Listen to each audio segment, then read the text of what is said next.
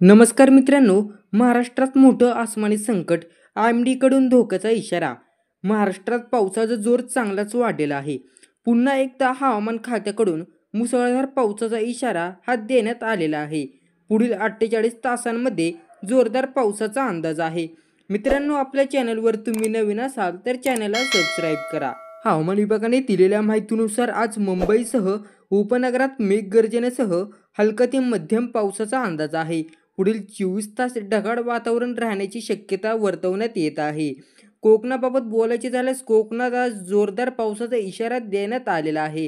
हवामान विभागाने वर्तवलेल्या अंदाजानुसार आज कोकणातील अनेक भागात मुसळधार पावसाची शक्यता आहे, तर काही ठिकाणी पावसाचा ऑरेंज अलर्ट हा देण्यात आलेला आहे. उत्तर मध्य महाराष्ट्र आणि मराठवाड्यातील जिल्ह्यात तुरळक ठिकाणी विजांच्या कडकडासह वादळ सोसाट्याचा वारा आणि मुसळधार ते अतिमुसळधार पावसाची शक्यता आहे.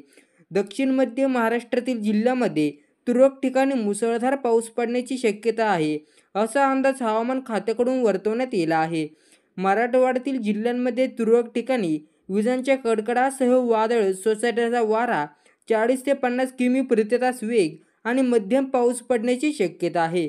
विदर्भातील जिल्ह्यात तुरळक ठिकाणी विजांच्या कडकडासह सोसाट्याच्या वाऱ्यासह मुसळधार पाऊस पडण्याची शक्यता आहे, असं हवामान खात्याने सांगण्यात आलेलं आहे.